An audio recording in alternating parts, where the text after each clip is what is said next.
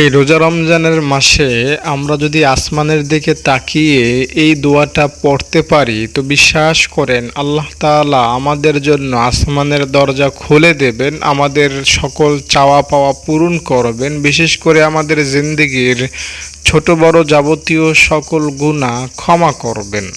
তাই আমরা রোজা মুখে কিংবা ইফতার সাহারের সময় কিংবা রোজার রাত্রগুলোতে আসমানের দিকে তাকিয়ে দোয়াটা পড়ার চেষ্টা করব। রোজা তো শেষই হয়ে গিয়েছে। আমি এই ভিডিওটা প্রায় 16 রোজার মধ্যে রেকর্ড করতেছি, তো আছে আর কয়দিন। তো এই দিনগুলোতে যদি আমরা একটু কান্নাকাটি না করি, 16 রোজা থেকে 20 রোজা 21 রোজা পর্যন্ত হলো মাগফিরাতের এই 4-5 দিন, এরপরে আর বাকি থাকবে 9 দিন বা 10 দিন। তো এই দিনগুলোতে আমরা যদি একটু কান্নাকাটি না করি, একটু স্পেশাল দোয়া দরুদ না পড়ি, তাহলে কিন্তু আমরা হতভাগা কপাল পোড়ার কাতারে অন্তর্ভুক্ত হতে পারি। তাই আমি আপনাকে খুবই শর্টকাট একটা দোয়া, একটা আমল শেখাবো, যেটা আপনি দুনিয়াতে থেকে পড়বেন, কিন্তু এটার অ্যাকশন সরাসরি আরশ আজিমে গিয়ে কাজ করবে, সরাসরি আরশ আজিমে গিয়ে ঘটাবে ইনশাআল্লাহ। দর্শক, আমরা সদা সর্বদা আল্লাহ তাআলাকে স্মরণ করার চেষ্টা করব। আল্লাহ তাআলা আপনাকে আমাকে ক্ষমা করবেন, তিনি ক্ষমা করতে ভালোবাসেন, তার কাছে কোনো কিছুরই কমতি নাই। আল্লাহ তাআলা সারা বছরই ক্ষমা করেন, তবে সারা বছরের ক্ষমা রমজানের কাছে বিশাল সমুদ্রের মধ্যে এক ফোঁটা পানি উঠালে যতটুকু পানি কমে, ওই পানির ফোঁটা পরিমাণ আল্লাহ তাআলা সারা বছর মানুষকে ক্ষমা করেন। আর অবশিষ্ট সমুদ্রের পানি পরিমাণ আল্লাহ তাআলা রমজান মাসে বান্দাদেরকে ক্ষমা করতে থাকেন। তাহলে বুঝতেই পারছেন রমজান মাসে আল্লাহ কেমনভাবে ক্ষমা করেন। 3 দিন 5 দিন বর্ষা মৌসুমে যখন বৃষ্টি হয়, তখন জমিগুলো ভিজে যায়, কোনো জমি শুকনো থাকে না। একটা মাঠে হাজার হাজার লক্ষ কোটি কোটি মানুষ থাকলেও বৃষ্টিতে তারা সবাই ভিজে যায়, কেউ শুকনো থাকে না। এই রমজান মাসে যারা রোজার পক্ষে থাকে, রোজাকে একটু শ্রদ্ধা করে, তারাও এই রমজানের রহমতে ভিজে যায়, রমজানের মাগফিরাতে অন্তর্ভুক্ত হয়ে যায়, মানে ক্ষমার মধ্যে শামিল হয়ে যায়, দাখিল হয়ে যায়, এবং নাজাতের মধ্যে তাদের নামগুলো উঠে যায়। এটা খুব বড় করে বলতে হবে তেমন না, সহজভাবেই আমরা বুঝি যে রমজান মাসে ক্ষমা পাওয়া এটা একদম ইজি থেকে ইজি। এ কারণেই নবীজি বলেছেন জিবরাইলের বদদুয়ার পরিপ্রেক্ষিতে যে রমজান মাসে ক্ষমা করাতে পারবে না নিজের গুনাহ, সে ধ্বংস হয়ে যাবে। নবীজি এটা খুব ভালোভাবেই জানতেন যে আমার উম্মত রমজান মাসে ক্ষমা পাবে, নতুবা আমাদের জন্য নবীজি ধ্বংস কামনা কিন্তু করতেন না, যে রমজান মাসে গুনাহ ক্ষমা করতে পারবো না তো ধ্বংস হয়ে যাব। নবীজি এটা হয়তো খুব ভালোভাবে জানতেন যে আমরা রমজান এলে খুব ভালোভাবে মোচন হয়ে যাব, আমরা ক্ষমা পেয়ে যাব। দেখুন, একটা হাদিস শোনেন, আপনি যখন উযু করেন আপনার অঙ্গ প্রত্যঙ্গের গুনাহ মাফ হয়ে যায়। যখন আপনি ফজর থেকে জোহরের নামাজের জন্য প্রস্তুতি নেন, মানে জোহরের নামাজ পড়েন, তাহলে ফজর থেকে জোহরের মাঝখানে গুনাহ মাফ হয়ে যায়। এভাবে জোহর নামাজ পড়ে আসর নামাজ পড়লে মাঝখানের গুনাহ মাফ হয়ে যায়। এভাবে এশা থেকে ফজরের নামাজ পড়লে সারা রাতের গুনাহ মাফ হয়ে যায়। জুমার নামাজ পড়লেন, আবার আগামী জুমার নামাজ পড়বেন, 7 দিনের গুনাহ মাফ হয়ে যাবে। ঠিক আছে? রমজানের রোজা যারা 2023 সালে রেখেছেন, 24 সালে রাখতেছেন, তাদের 11 মাসের গুনাহ আল্লাহ মাফ করে দেন। এটা খুব সহজ সূত্র, মাপ না চাইলেও মাফ হয়ে যাবে। আর আপনি যদি একটু মাপ চান, তাহলে ছোট বড় জানা অজানা প্রকাশ্য গোপনে সব গুনাহ আল্লাহ মাফ করবেন। মাপ চাইবেন এই দুনিয়ার পেছনে ছুটে, দুনিয়ার লোভ লালসার পেছনে ছুটে, গাড়ি বাড়ি নারী ধন সম্পদের পেছনে ছুটে আমরা আমাদের জীবনটা যাতে নষ্ট না করি, সেদিকে আমরা খেয়াল রাখব। দুনিয়া পরীক্ষার হল, এখানে আপনি যদি স্থায়ী বাসিন্দা হতে চান, এটা হবে আপনার জন্য বোকামি। ফেরাউন, নমরুদ, এরা অনেক বড় ক্ষমতাধর ছিল, কিন্তু এরা টিকে থাকতে পারেনি, তাদেরকে চলে যেতে হয়েছে। আপনাকে আমাকেও চলে যেতে হবে। তাই দুনিয়াকে আমরা মুসাফিরের মতো কাটাবো, মুসাফির হয়ে থাকবো। এখানে অনেক বেশি আলিশান রাজদরবার করা, অনেক বেশি ক্ষমতার মালিক হতে চাওয়া, অনেক বেশি টাকা পয়সার মালিক হতে চাওয়া, এটা যাতে আমরা না করি। আল্লাহ তাআলা সবাইকেই খাওয়াবেন। জঙ্গলের একটা বাঘ প্রতিদিন প্রায় 10 কেজি নিম্নে হরিণের মাংস খায়, 60 কেজি পর্যন্ত 30 কেজি পর্যন্ত সে মাংস খায়। তো এই হরিণের বাজার দর কিন্তু 10 কেজি বা 30 কেজি হরিণের বাজার দর প্রায় 60,000 টাকার মতো। তো একটা বাঘ সে জঙ্গলে বসে প্রায় লক্ষ টাকার মাংস খাচ্ছে নিয়মিত প্রতিদিন। তার চাকরি নাই, ব্যবসা নাই, আল্লাহ তাআলা তাকে খাওয়াচ্ছেন। তিমি মাছের কথা শুনেছেন, টনকে টন দুধ সে খায়, টনকে টন খাবার সে সমুদ্রের মধ্য থেকে খাচ্ছে। তো আল্লাহ তাআলা আপনাকে আমাকেও খাওয়াবেন। বেশি উপার্জন করব, বেশি ভোগ করব, বেশি ক্ষমতাশালী হব, এমনটা যাতে আমরা না করি। এই লোভ আমাদেরকে দমন করতে হবে। আপনাকে মনে রাখতে হবে দুনিয়ার কোনো কিছু স্থায়ী না। রাত এটা দিনের কাছে পরাস্ত হয়ে যায়, সকাল দুপুরের কাছে হেরে যায়, দুপুর বিকেলের কাছে হেরে যায়। কোনো কিছুই স্থায়ী না, সব কিছুই একটা সীমার মধ্যে থাকে, কোনো কিছুই স্থায়ী এখানে হয় না। তাই আমরা দুনিয়াটাকে যাতে ওইভাবে প্রাধান্য না দেই। আমাল হায়াতুদ দুনিয়া ইল্লা মাতাউল গুরুর। আল্লাহ কোরআনে বলেছেন যে দুনিয়া এটা ভোগ বিলাসের জায়গা না, এটা তো সামান্য একটা ক্ষণিকের জায়গা, এটা তো সামান্য একটা মরিচিকার মতো একটা বিষয়। এই দুনিয়াকে তোমরা প্রাধান্য দিও না। হাদিসের মধ্যে আছে হব্বুদ দুনিয়া রাসু কুল্লি খাতিয়া। আমরা যে গুনাহগুলো করি এর মূল কারণ হলো দুনিয়ার পেছনে লেগে থাকা, দুনিয়াকে ভালোবাসা, চাকরি ব্যবসা বাণিজ্যকে ভালোবাসা। এগুলোকে আমরা দূরে সরিয়ে আল্লাহ তাআলাকে ভালোবাসবো, আল্লাহ তাআলাকে সবসময় প্রাধান্য দেব। তাহলে আল্লাহ তাআলা খুশি হবেন, আল্লাহ তাআলা আমাদের গুনাহ মাফ করবেন ইনশাআল্লাহ, ইনশাআল্লাহ। দর্শক, যে সকল আমল করলে রোজা রমজানের মাসে আল্লাহ তাআলা আসমানের দরজা খুলে দেন, সে সকল আমল আপনাকে আমি বলতে চাচ্ছি। প্রথমত আমি বলবো, এই রোজার মাসে তাহাজ্জুদের সময় আল্লাহ তাআলা স্পেশালভাবে বান্দার জন্য আসমানের দরজা খুলে দেন।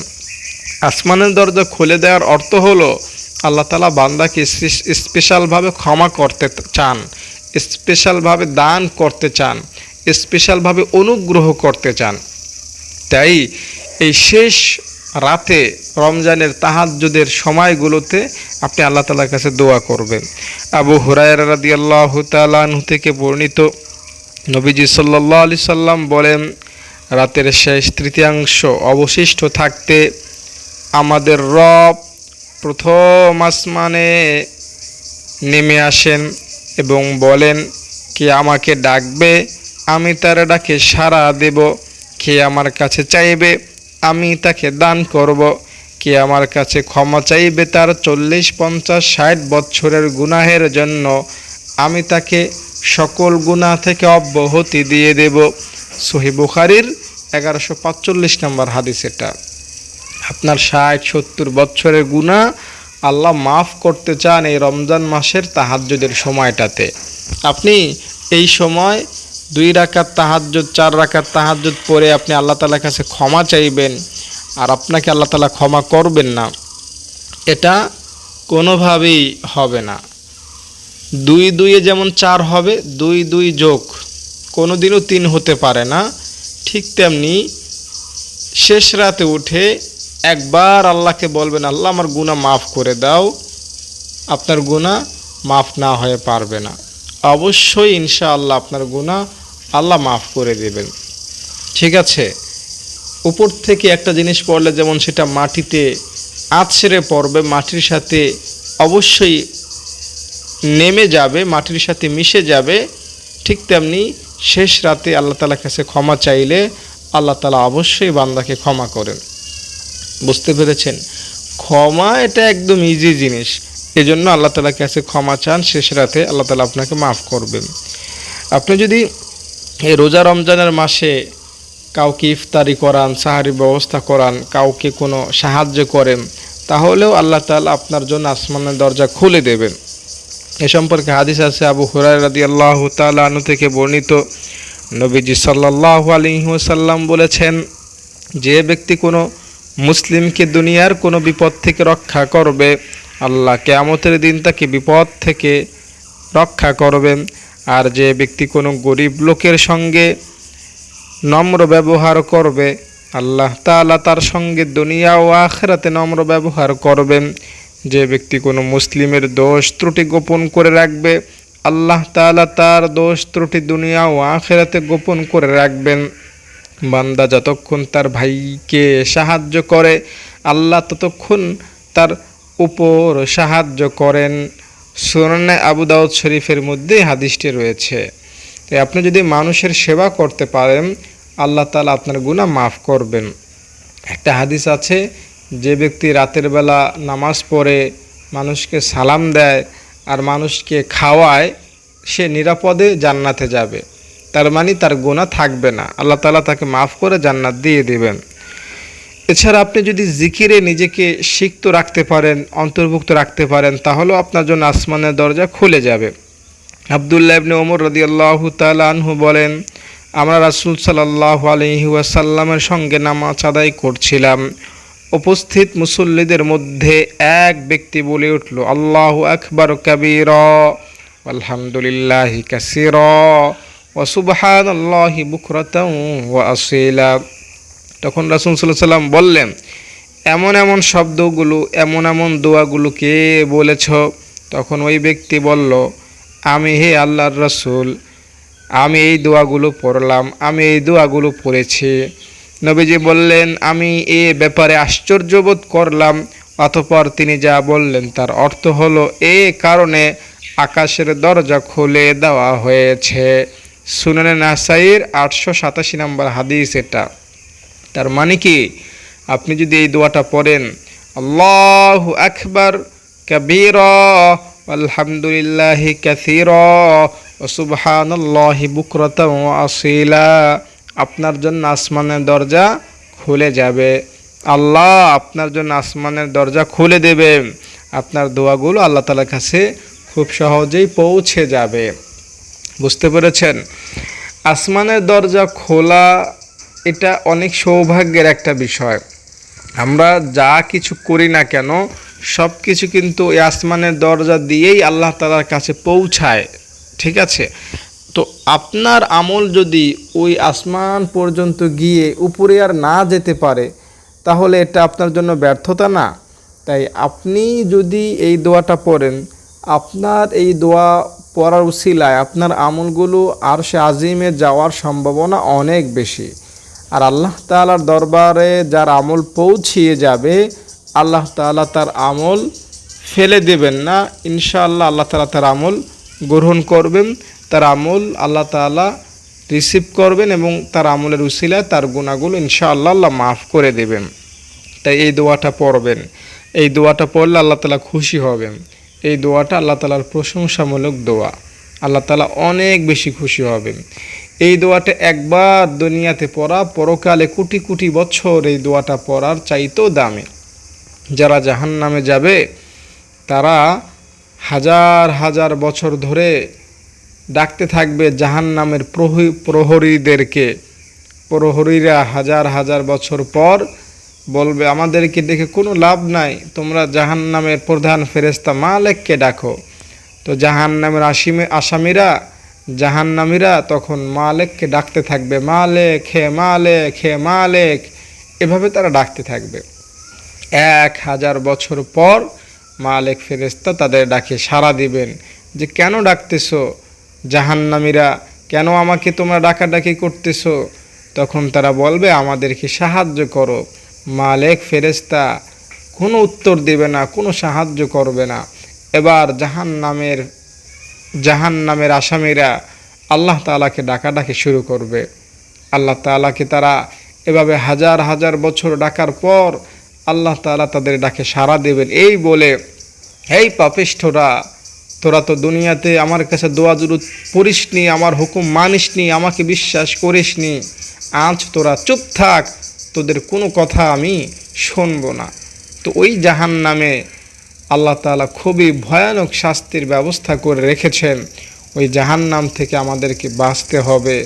আর ওই জাহান্নাম থেকে বাঁচতে পারবো এই রকমের একটা দোয়া যদি আমরা পড়তে পারি, বিশ্বাস করেন জাহান্নাম থেকে বাঁচার জন্য একটা আমলেই যথেষ্ট। আপনি যদি একটা দোয়া নিয়মিত পড়ে যান, আপনি জাহান্নাম থেকে বেঁচে থাকতে পারবেন, জাহান্নামে আপনাকে যেতে হবে না, আল্লাহ তাআলা আপনাকে বাঁচাবেন। কিন্তু কোনো আমলেই যদি আপনার মধ্যে না থাকে, কোনো দোয়া দরুদই আপনি না পড়েন, তাহলে কিন্তু জাহান্নামে যাওয়া ছাড়া কোনো গতি থাকবে না। তাই আজকের এই ভিডিও থেকে এই দোয়াটা শিখে যান, আল্লাহু আকবার কাবীরা ওয়ালহামদুলিল্লাহি কাসীরা ওয়া সুবহানাল্লাহি বুকরাতান ওয়া আসীলা।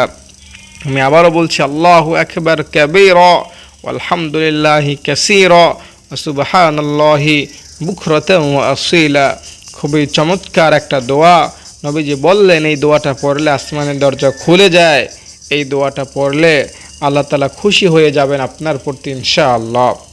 তাই আল্লাহকে খুশি করতে, আসমানের দরজা খুলতে, নিজের গুনাহগুলো ক্ষমা করাতে এই দোয়াটা আপনি রোজা রমজানের মাসে আসমানের দিকে তাকিয়ে পড়ুন, ইনশাআল্লাহ আল্লাহ খুশি হয়ে যাবেন।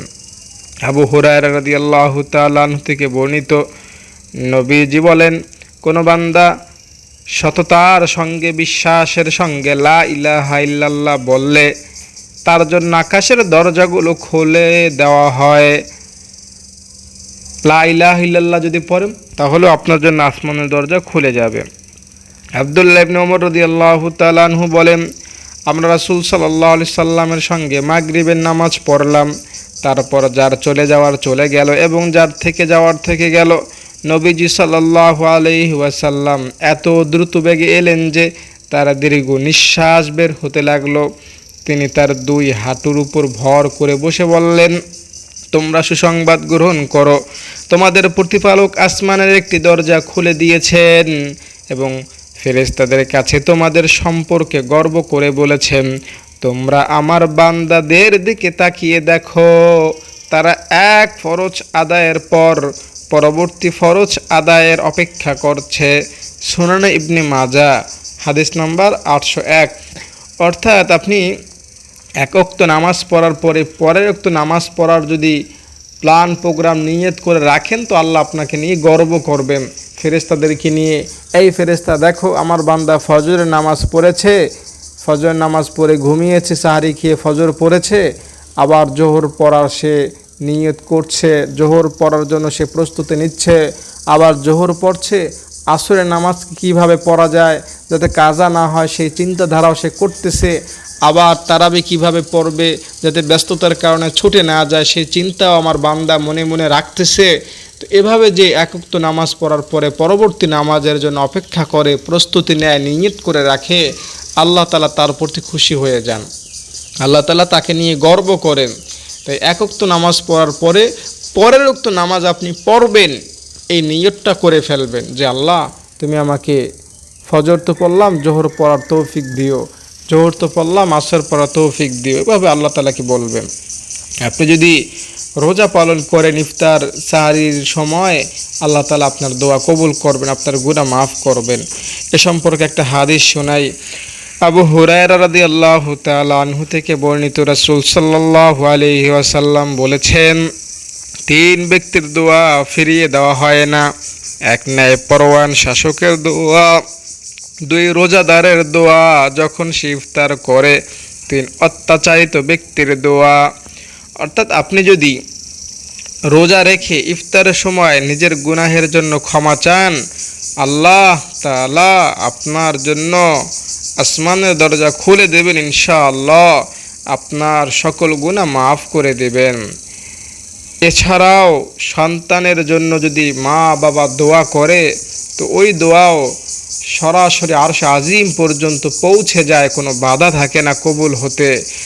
আর সূর্য ঢলার পর যদি আপনি 4 রাকাত নামাজ পড়তে পারেন, তাহলেও আপনার জন্য আসমানের দরজা খুলে যাবে।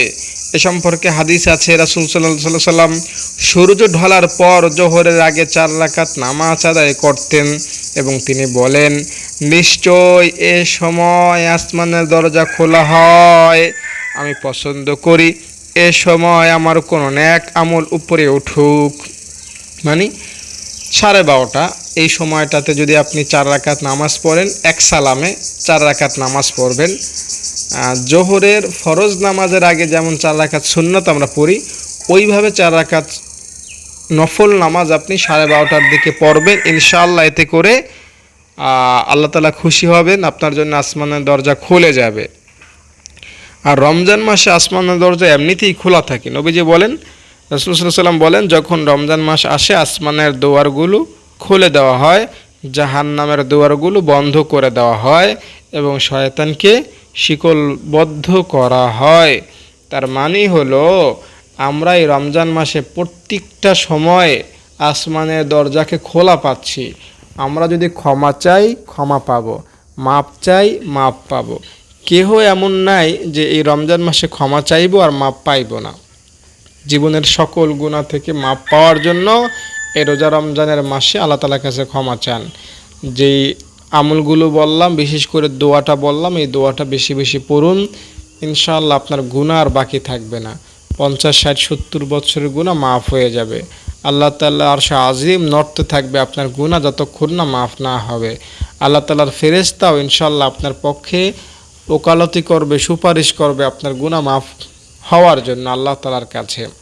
দর্শক, আশা করি ভিডিওটি আপনার কাছে ভালো লেগেছে। আপনি যদি আমার ছাত্রীদের ইফতার সাহারির ব্যবস্থা করাতে চান, আমার সাথে যোগাযোগ করবেন। ইফতার সাহারি সহ জাকাত ফিতরার টাকাও যদি দিতে চান, আমার সাথে যোগাযোগ করবেন। আপনারা জানেন আমি আমার ছাত্রীদেরকে সম্পূর্ণ ফ্রি থাকা, খাওয়া, পড়াশোনার ব্যবস্থা করেছি।